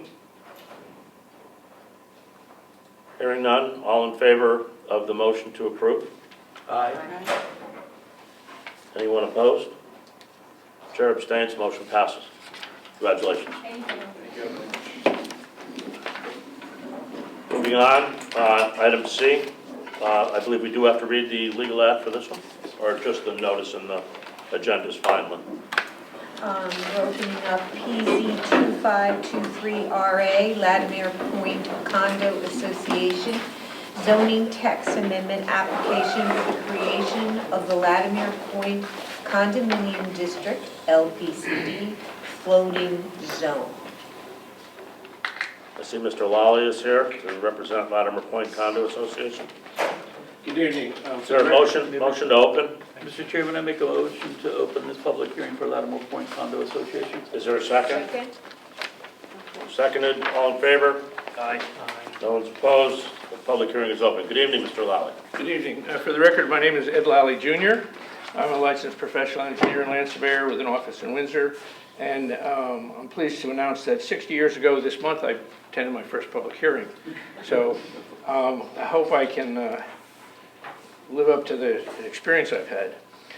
This is an application, as has been stated, for a text amendment to the zoning regulations, a new section 10.7. It would be called the Latimer Point Condominium District, or the LPCD. This hearing is for a floating zone requiring a future zone change and will be governed by a master plan and a site plan, all which come under your review and which we hope to achieve approval at the appropriate time. I just handed out some supplemental information, including a map of Latimer Point from the Stonington GIS. The proposed regulation revised to address town staff comments. A chart of the distribution of floor area at Latimer Point condominium if this regulation change is approved and the balance of the approval process is successful. Some data on sheds, which provide the basis of our response to one of the town staff comments, and recalculation of the impact on the grand list resulting from the risk regulation change, and petitions signed by about 70% of the members of the Latimer Point Condominium Association and the owner of the only abutting residential property to Latimer Point Condominium. I'd like to point out that this is a seasonal community, lots of weekend visitors, people with young children still working, and so it's difficult to get under short notice more than 50 or so signatures on the petition. We've discussed this, we've had multiple emails and conversations with members, and as far as I know, there's no pushback or resistance to this proposal. Latimer Point Condominium is a unique, important, thriving, successful, family-oriented, water-dependent coastal residential community within Stonington, containing 23.3 acres of land developed as individual exclusive use areas containing 75 single-family homes and many water-dependent common elements, including 2 beaches, a boat launch, 2 dinghy docking areas, and many moorings to the residents, as well as boat storage areas, play areas, recreational areas, and overflow parking areas. The originally submitted floating zone text contained a stepped distribution with floor areas, so that we were distributing the floor area basically 2 big steps. And the breaking point was an EUA of 10,000 square feet. The average exclusive use area, which is sometimes called a not lot, is something that if you went to Latimer Point, it would look like a lot. There's landscaping here and there. The lawns are mowed differently at different times. Some of them are fertilized and look great, some of them not so. They look like lots, but they're not lots. They're exclusive use areas, and the owner of that dwelling unit has the exclusive use of that area, but that area belongs to the condominium association, which consists of all the members of the people who own and the exclusive use areas and the cottages they're on. That's not so unusual in condominiums. No, it is not. Yeah. It is not. The originally floating zone had a step at 10,000 square feet. So if your EUA was 10,000 square feet, you were allowed a floor area of 2,500 square feet. Most of the property at Latimer Point is in the RM 20 zone, which requires a 20,000 square foot lot. And under the floor area ratio permitted in that zone, you would be allowed 3,000 square feet on a typical unit in the RM 20 zone. So we had a step at 10,000 square feet. If you were less than that, you had 2,500 square feet. If you were more than that, you were allowed 3,000 square feet. If I misspoke, I meant to say 2,500 and 3,000. The total floor area for that distribution was 192,900 square feet. We're trying to get this application submitted and voted on before our annual meeting this year. And we went through the thought process and thought that that was reasonable. But after doing an internal review and study of several of the units, both small and large, we felt that that was not really very fair to one person have a square foot less than another person and be allowed 500 square foot less in their dwelling. So we've modified our proposal. We've dropped 15,000 square feet from the total we're asking for. And we now have a linear or more uniform development. So as your lot area goes up, your floor area ratio actually goes down, but your allowable floor area goes up. We felt that this would guarantee that there was not overcrowding at Latimer Point. Because we submitted this change outside of the 15-day, I think it is, time period that we have to submit it to the town before the hearing, we submitted it just after that. We would respectfully request that the hearing be held open to allow sufficient time for the town to review this revision and have any additional comments. And we thank you for that. The proposed floating zone, or the LPCD, is intended to provide Latimer Point condominium with greater flexibility within the zoning regulations to accommodate the unique combination of town zoning regulations and Latimer Point Condominium Association controls that have created and continue to regulate the neighborhood. If you look at the plan from the GIS, you'll see that it is really quite unique. The highly densely populated area on that plan to the bottom half of Latimer Point, southern half of Latimer Point, is the Latimer Point Condominium Association. And to the north, you can see 4 of the homes on very large lots. They're very beautiful and very prestigious homes. They are within the fire district, which I happen to be president of for the past 25 years, but they are not within the condominium association. One of those people who lives next to us and abuts quite a few of our units has signed a petition, as I mentioned earlier, in support of this application. Our original application package included an application for a text change signed by the president of the Latimer Point Condominium Association, Martin Daly, who's with us tonight. The zoning text, which I indicated had been revised somewhat. Reason for the request, a narrative addressing consistency with the plan of conservation and development, consistency with the existing zoning map and zoning text and the actual development of Latimer Point, and conformance with general zoning purposes. Also contained an abridged history of Latimer Point, the first farmhouse being built in 1932, 7 cottages constructed in 1938, zoning regulations in 1961, and the last cottage in 1980. All leasehold areas, which later became exclusive use areas, because for many, many years, there were just leaseholds. There were no exclusive use because the condominium was not formed until about 1989, 1990. So in any case, all leasehold areas were defined by existing cottages and the little spaces that were not developed in between them prior to 1961. The average size, as I mentioned, was 9,315 square feet. Despite the size of those exclusive use areas, were not lots. The RM20 zone and the RC120 zones were imposed on the subdivision. I could go over the reasons for the request for this application, but I think you've had that for a while, and if you have any questions on that, I'm happy to go over it. I don't want to spend all night reading all this data into the record.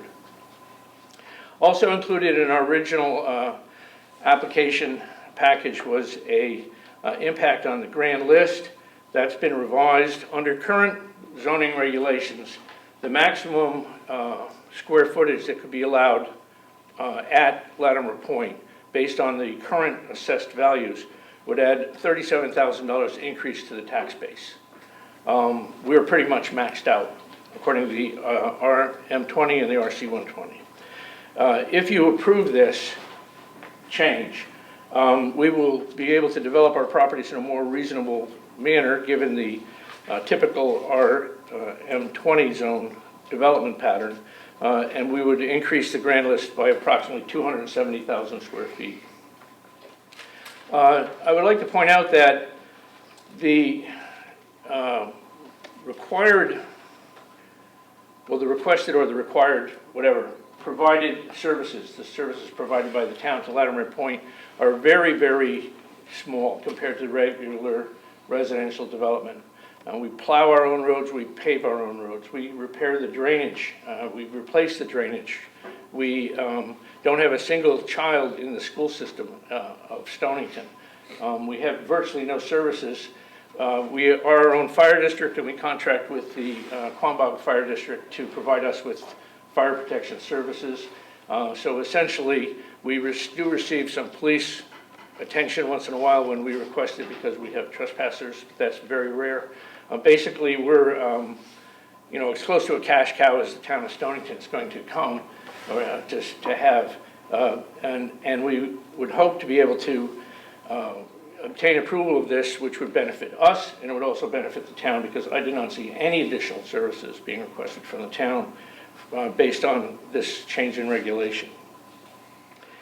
In any case, we submitted this documentation, and the town we met with the town planner, we corresponded with the town planner, phone and email several times prior to our submission of the original application, and have recently received staff report on our application, which I'll go over how we've addressed the comments therein. The town attorney had 3 comments.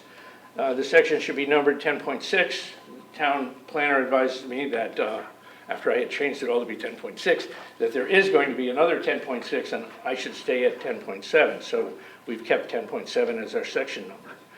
The town attorney says the term exclusive use area should be defined. We've added a definition early in the review text on the first page, section 10.7.2a, and it's rather simple. It says, as used herein, and I've used that language because this is the only section in the regulations that has these terms in it. As used herein, an exclusive use area or limited common element is an area of land defined on the site plan appurtenant to a dwelling unit, the use of which is exclusively for the owner of the dwelling unit which exists on said exclusive use area or limited common element.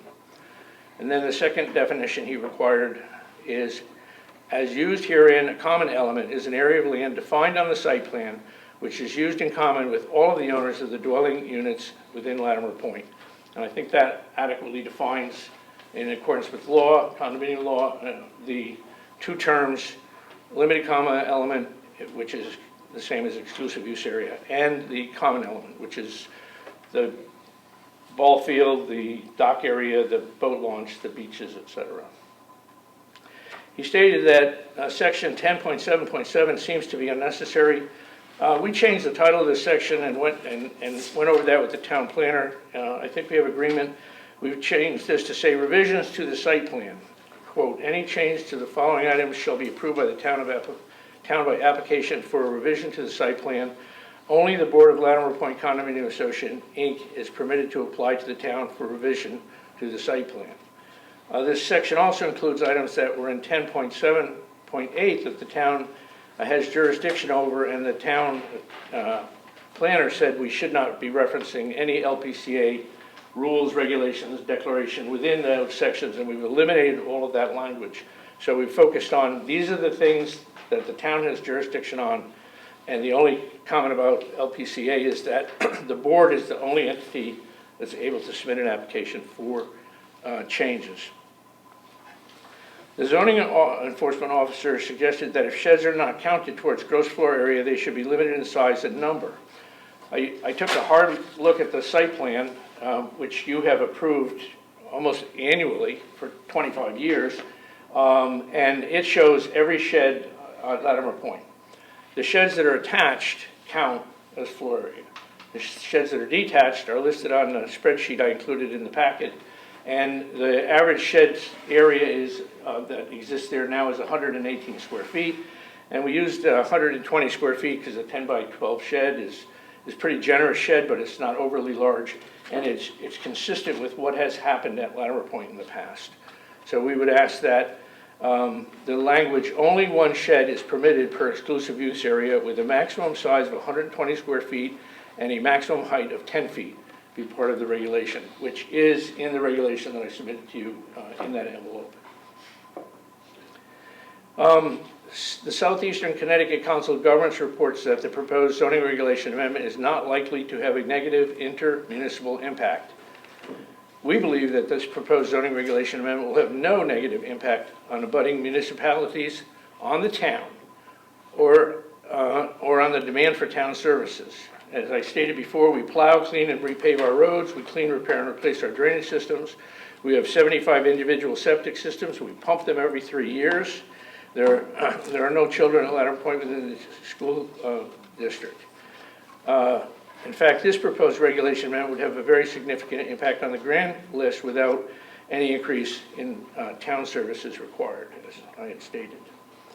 We believe that we will have no negative impact on the Latimer Point community, and 50 units have signed a petition in support. We believe we will have no impact on the abutting property owners bounded, because Latimer Point is bounded on the west, south, and north by waters of Fisher Island Sound.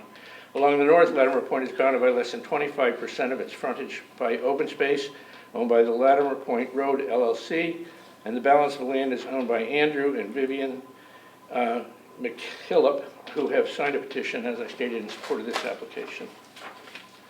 Town planner had several comments. He asked us to strike 10.7, and we've rewritten that. As I had discussed, revisions and changes to the site plan, where I took out all of the LPCA references. The fear being that if they were in there, the town could be required to enforce our declaration and our rules and regulations, and neither of us want that. So that's been corrected.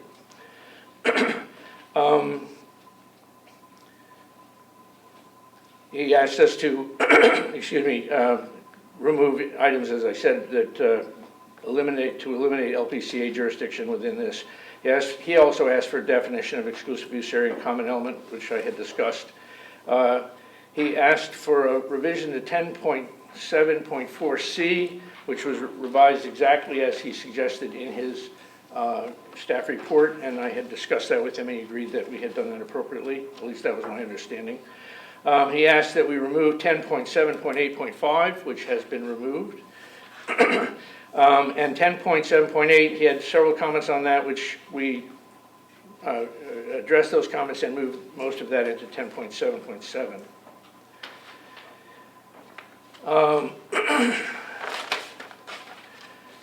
And then, as I mentioned, he had 10.7.8 C, D, F, and G should be revised, and they were revised and they were relocated.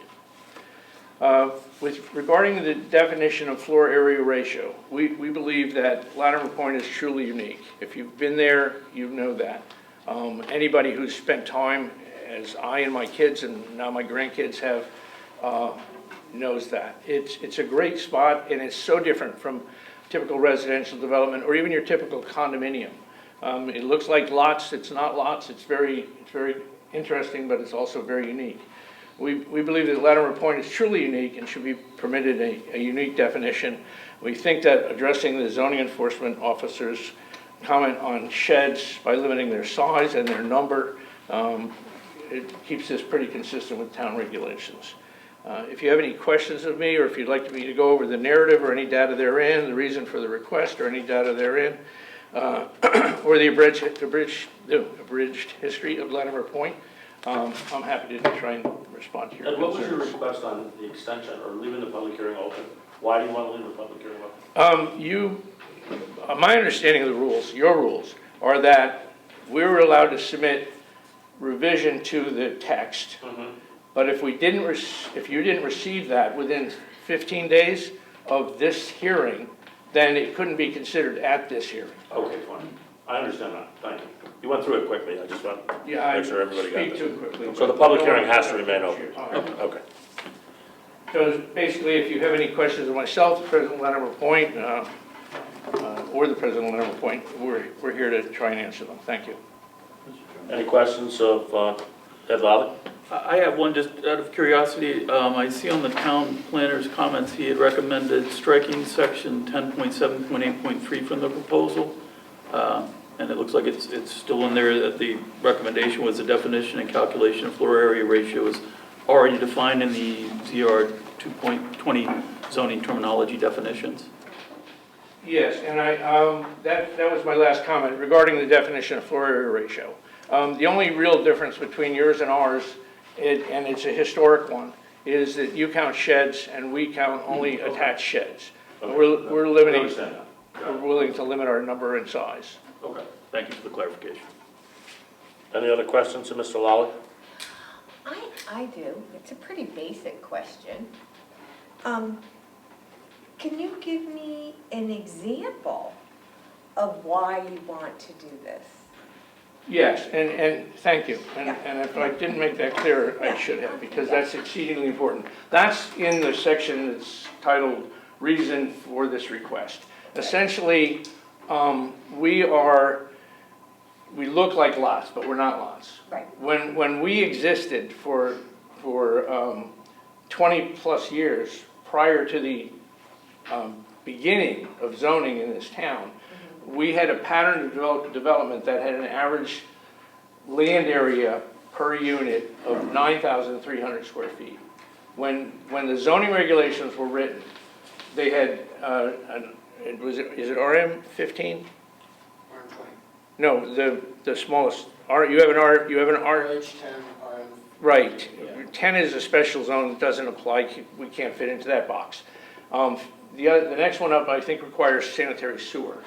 And so, since we didn't have sanitary sewer, they put an RM20 on us, which meant that every lot had to have 20,000 square feet, and every building size was based on 30% of 20,000 square feet, or no, 15%, I'm sorry, of 20,000 square feet. So, on a lot in an RM20 zone, you could have a 3,000 square foot house. Right. But all of our lots, they weren't lots, but they were land areas, Right. were less than half that. Right. So our structures are limited to be 1,500 square feet or less. And 1,500 square feet it's livable, but I wouldn't want to spend a lot of time in there with a bunch of, even my family. But you have for how many years? Well, Yeah. actually we haven't because over time, in the beginning, we had zoning, but no condominium approved. Right. Between 1961 and 1990, roughly, we had, everybody who wanted to do something went to the Zoning Board of Appeals. And we had over 30 applications to the Zoning Board of Appeals. And they were all approved because they were all reasonable. And they all had no effect on the neighbors, and they had no effect on the neighborhood, which is the criteria for Zoning Board of Appeals. You have to be consistent with the development pattern of the neighborhood. You can't have a negative effect on the neighborhood. You can't have a negative effect on the abutters.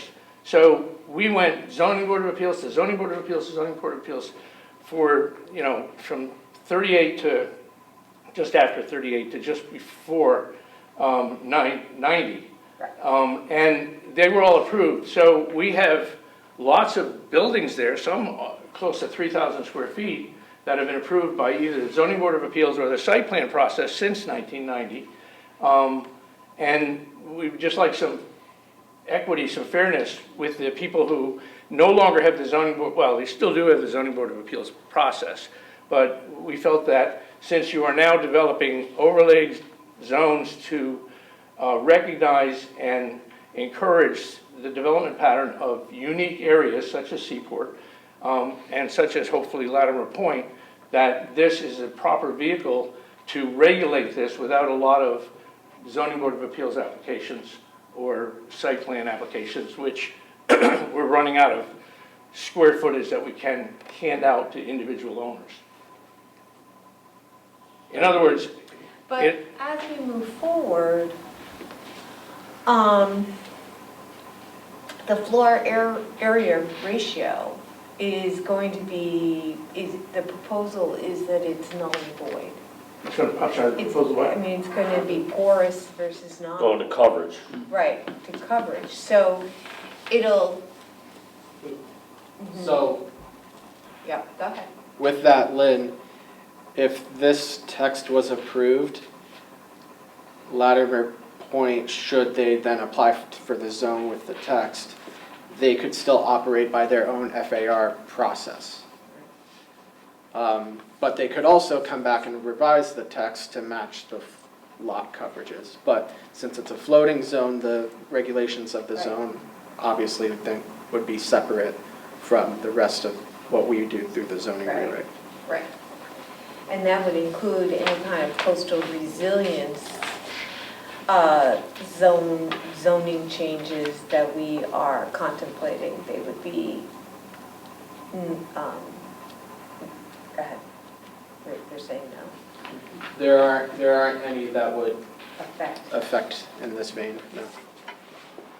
Virtually all of the RC 120 zone land is developed. Right. And there have been buildings that have been constructed either adjacent to or slightly into the RC 120 zone.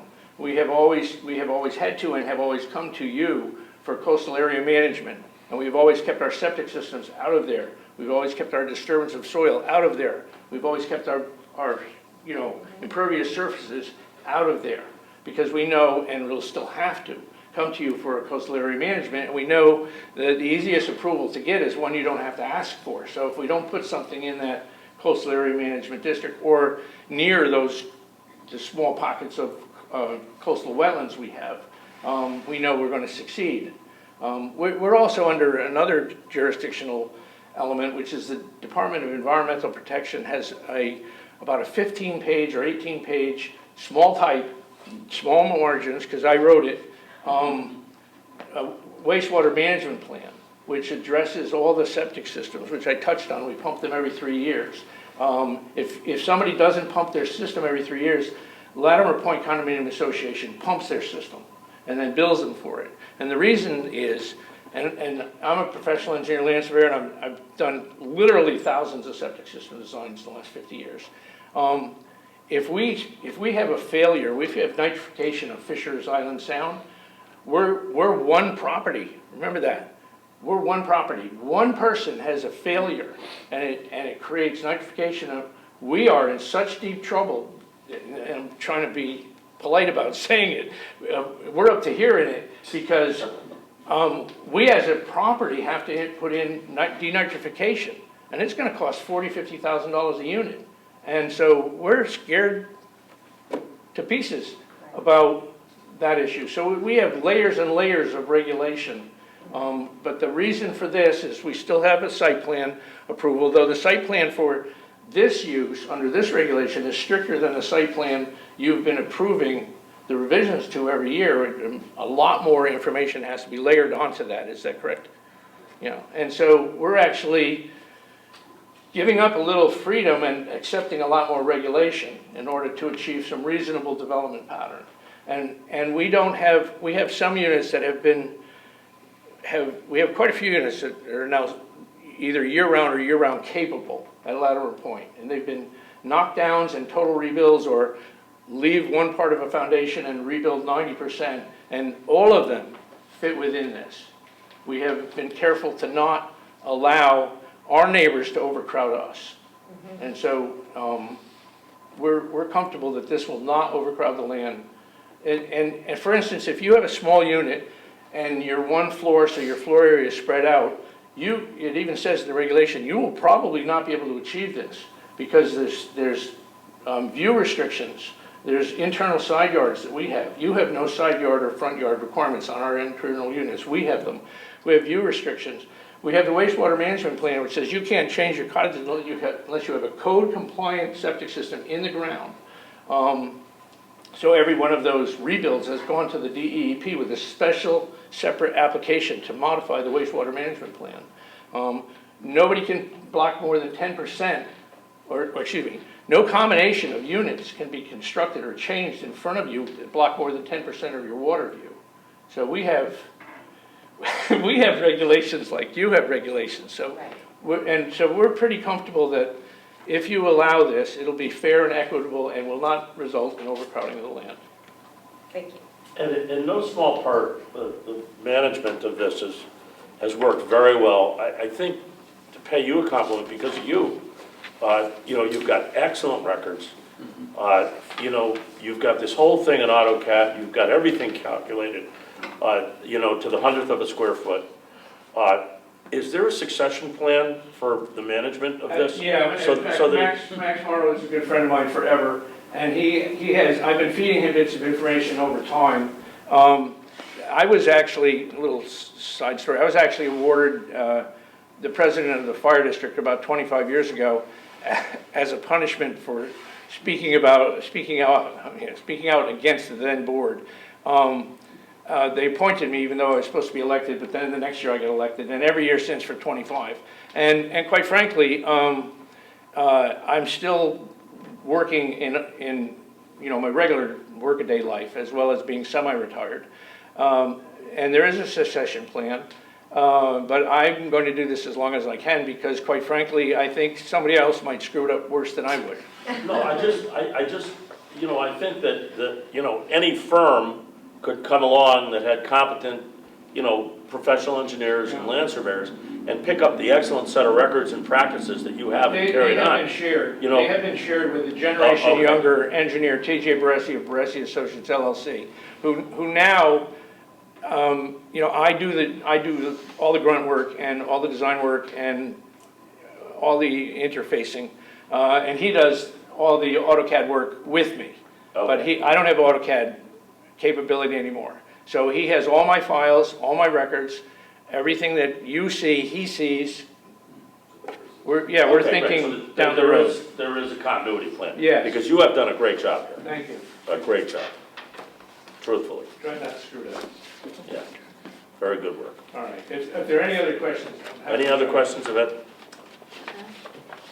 I think we have to continue this. Well, is there anyone in the audience that, if you're concluded, Ed, Thank you. any comments, Clifton?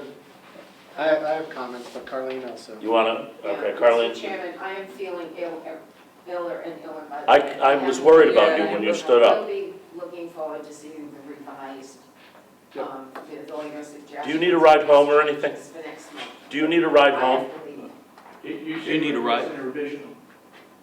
Up to this, Yeah, here's a copy. oh, thank you. Carlene, do you need a ride? I hope you feel better. I hope I can get home. Carlene, do you need a ride? I don't think so. Thank you. Open faster. Okay, anyone else wish to speak either in favor or against this application? I don't know if one of us should go out and see her. We can make a motion to continue the hearing and close to make sure she makes it Yeah. back to her car. Mr. Chairman, I make. I'm an alternate, so I can Oh. find out and make sure she gets her. Okay, thank you. Yep. Thank you, Mary She Ellen. looks like right down the street from me, too. We'll stay here, just let us know what you want us to do with your computer and stuff.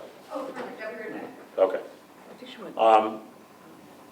Anyone else wish to speak in favor or make a statement on this application? Clifton, comments? Mr. Lally went through all my comments, which is great. Just going back to what you were talking about with the succession and what Lynn's original question was about the intent. When I met with Mr. Lally and Mr. Daly about this application, that was kind of the core conversation, was the future of Lattimore Point or future-proofing the procedure. Because over the past 25, 30 years now, the procedure of the applicant or Lattimore Point coming in once a year for a site plan approval is in agreement between the town of Stonington, or the Planning and Zoning Commission and... Did she make it to her car, okay? I'm just gonna follow her. Oh, okay. Thank you, Mary Ellen, that's Thank you. very kind of you. I'm sorry, go ahead. So the whole procedure that commissioners that have seen this over the past few years is an unofficial agreement. It's not defined by the regulations as a procedure, but it follows the exact same process as a floating zone application would, especially the ones that you've seen for probably Mystic Seaport, some of the NDD or GDD zones. And so in creating the floating zone in this format, it allows Lattimore Point and the Board of Directors to follow the exact same process that they're used to, but putting it into the legal language that can fit in the zoning regulations. So that way, if staff changes or if the Board of Directors change in any way, the agreement is sound through the terms of the regulations without us having to fall back on a procedure that's been done for 25 Okay, plus so years. that will be formalized then. So this is formalizing It's a the process that they've kind of followed and just putting it in the legal format that fits the regulations, which would be a floating zone. Makes sense. So this allows them to, manage and expand the exact same way that they currently do, and they can come in at once a year, as many times as they want per year, But it also puts it into a format that future commissions would be used to understanding as well, so it's better for everyone across the board. We didn't see anything, in terms of like a significant deviation from process or procedure. And as Mr. Lawley said, if anything, this is more strict than how they currently operate. But it does provide everybody kind of a good path forward of knowing exactly what you're going to get should this text go through. One question, just one quick question for you. If the density increases, and there is no real fire suppression system down there, there's no hydrants, correct? That's correct, but we have been, for the last almost 2 years, in negotiation with Aquarian Water, who is in the process of designing a new 8-inch water line that will come from Old Route 1 through probably the fire station property, across Route 1, down Latimer Point Road, under the railroad tracks, and down all the way to the entrance to Latimer Point, where there will be a fire hydrant. And then the Latimer Point Condominium Association had a vote because water, year-round water at Latimer Point is You have judged. cisterns, right? Pardon? You have cisterns. You have cisterns there. No, we have the ocean. Okay. We've worked with the Quambog Fire District that we have appropriate. I'm talking about for domestic water and winter water. Oh, You shut the yes, community yes. system off. A few and places have a few units have cisterns. And there are 1 or 2 wells. Yeah. But for fire suppression, we've had long-term negotiations and discussions with Quambog. We have areas where they know that they can reach the water in almost any weather to pump. But we're going to have a hydrant right at the entrance to Latimer Point. And the Latimer Point Condominium Association voted, all its members voted, and overwhelmingly approved a material change at Latimer Point to allow year-round water. And there are groups of people, starting at the stop sign, who want to have year-round water and fire protection. So they are going to install, in accordance with a many-year-old, well, 15-year-old master water plan that I created that shows where the water lines would go, what size they would be, and where the hydrants would go. So any piece that is constructed at Latimer Point will fit into the master plan. So we have, we've been working on this for decades. We now have Aquarian going to put the water in to the stop sign and a hydrant. We have people who want to extend it, and eventually, maybe not my lifetime, but eventually we'll have hydrants everywhere. Any pumping or storage, underground storage tanks required at all? No, Okay. no. So there's sufficient flow and pressure? There's adequate pressure, and there'll be a sufficient water main for our. Great. We've had to do all sorts of domestic and fire emergency calculations on flow and capacity requirements. I'm familiar with all of them. That's in our contract with Aquarian. Thank you. That answers my question. Okay. If there are no other questions, motion to Mr. Chairman, continue the public hearing? Mr. Chairman, I make a motion to continue this public hearing. Motion to continue, is there a second? Second. Any discussion on the motion? All in favor? Aye. Anyone opposed? Public hearing is continued. Thank you, Ed. Thank you. Has anybody looked at the future matters on the agenda? Have any questions? Hearing none, I think the appropriate motion is in order to adjourn. Mr. Chairman, I make a motion to adjourn this hearing, or this. Motion adjourned, no second required. All in favor? Aye. Anyone opposed? Hearing is closed.